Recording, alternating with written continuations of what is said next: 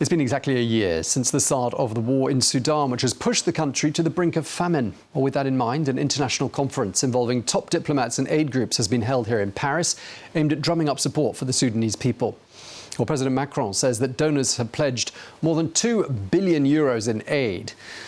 But more than 8.5 million people have been forced to flee their homes there, and it's created the world's largest displacement crisis.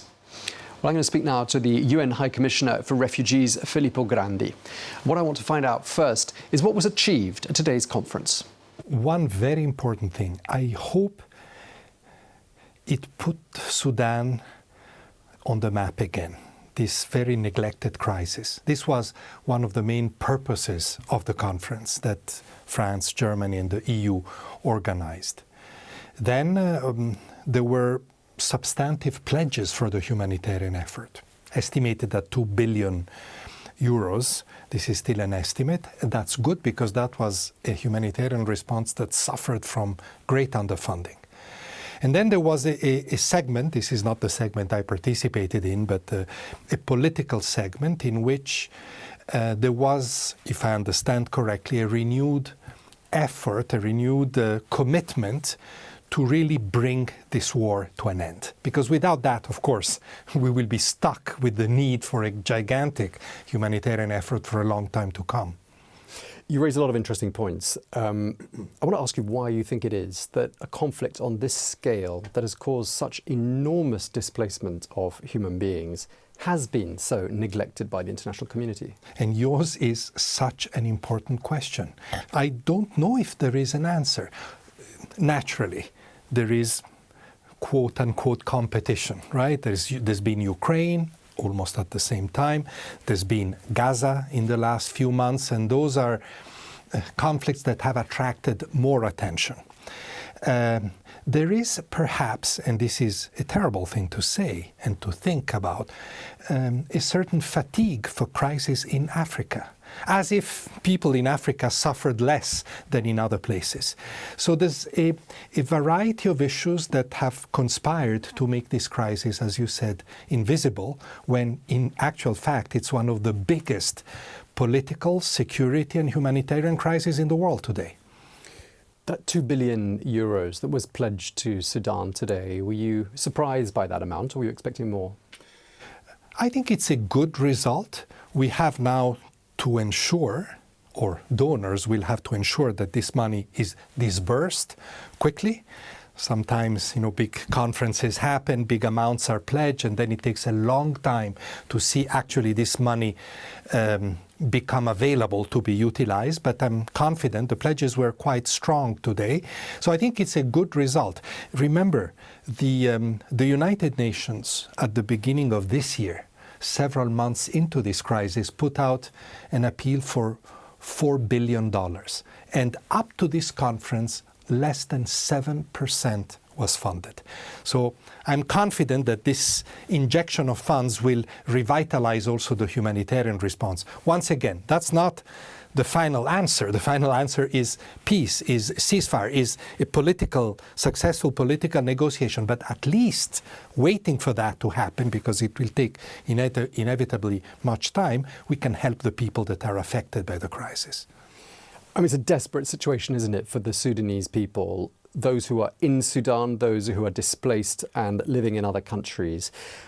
And clearly there's a huge challenge getting the aid to the people that need them, notably in Sudan, where there are numerous reports of aid and pledges being looted long before it gets anywhere near to the people that need it. Not only looted, but the humanitarian effort has been hampered willingly by the parties to the conflict. And remember, there's a tendency to look at this conflict in a bit of a simplistic manner. If you are in them, like we are, like my colleagues are, day in and day out, you see that they're extremely complicated. Lots of local commanders, warlords, and very complex negotiations on the ground. This has been a powerful obstacle to delivering aid. The complexity, the difficulty of these negotiations, the diversion of aid, the inability to cross front lines, to do cross-border. Now, today at the conference, there was also a very unanimous commitment to address these issues. And I hope that we will get more international support to overcome these obstacles.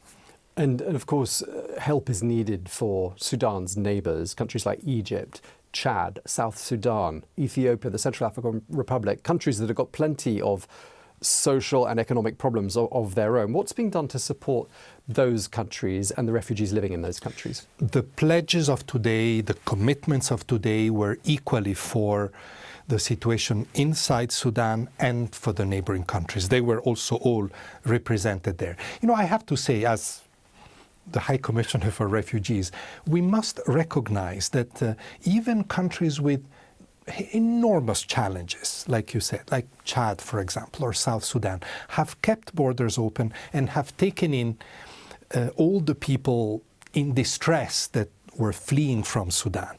But the international response has not been up to that generosity. It has been taken a bit for granted. So I hope that this conference will be a turning point. We have to help Chad. This is an extremely fragile country. Remember, Sudan on one side and countries in complex political transitions in the Sahel on the other one.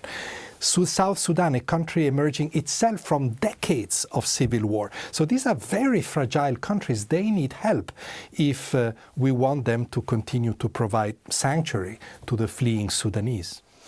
And just before we move on from Sudan to other issues, did you get any sense at today's conference that there is any progress being made to bringing that conflict in Sudan to some sort of a resolution? I felt, I can't say with certainty, but I felt that there was a renewed commitment. I mean, President Macron closed the conference with very strong word about the need for the international community at large to be unanimous in its effort to bring the conflict to a close.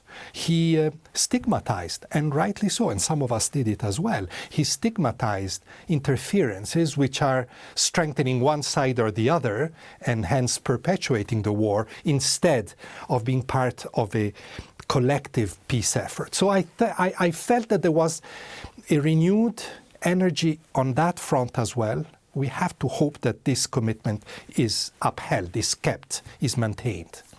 OK, let's move on from Sudan to a news story which I think has captured the attention of newsrooms right across the world, the situation in Israel and in the Palestinian territories. Let's focus on Gaza and the situation there and these threats by the Israelis that they're going to carry out a military operation in Rafah, which is on the border with Egypt, as you know. Hundreds of thousands of Palestinians are seeking refuge there in Rafah. Were the Israelis to invade that town or carry out a major military operation there, what would happen to the people who are seeking sanctuary in Rafah? You know, I've said it several times, but let me repeat it again.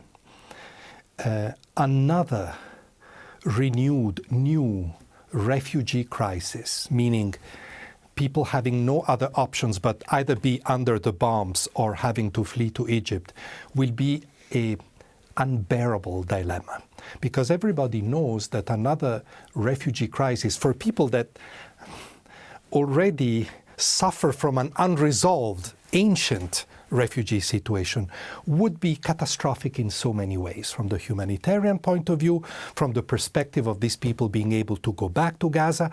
I would even go further and say this would be the nail in the coffin of any peace process. Just like the Palestinian refugee issue has been an important element of this unresolved peace process, a new refugee crisis would really condemn the process to being unresolved forever. So I hope that that terrible dilemma doesn't happen. And frankly, I think that Israel, as the occupying power in Gaza, has the responsibility for this not to happen. And this is why, from this perspective, I want to join the Secretary General and everybody else who has said that that offensive should not occur, that another solution should be found to this terrible crisis.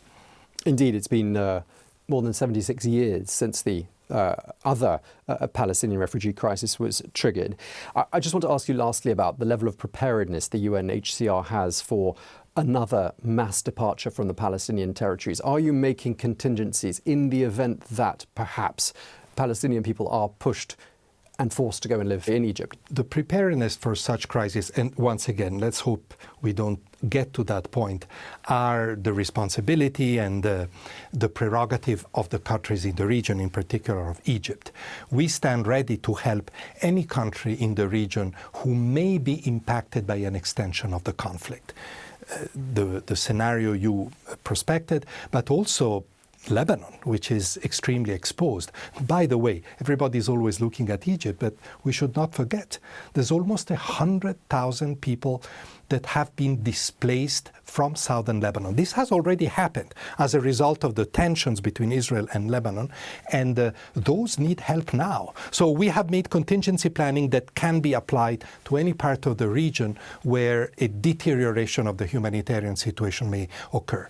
UNHCR, my organization, does not have a mandate to operate inside Gaza. That's UNRWA's prerogative, and it is important that that is maintained and respected. But of course, should, God forbid, I repeat, God forbid, the conflict extend, we need to make preparedness measure, and we do whatever we can. But under the guidance of the states that will be impacted if that were to happen. I really hope not. Like I said, this is a dilemma we should not be facing.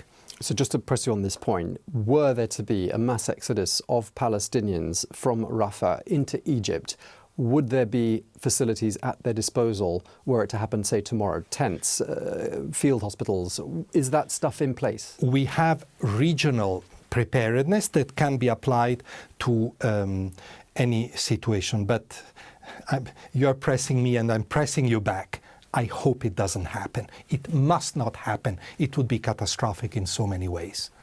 Okay, Filippo Grandi, the UN High Commissioner for Refugees, thank you very much indeed. Thank you very much.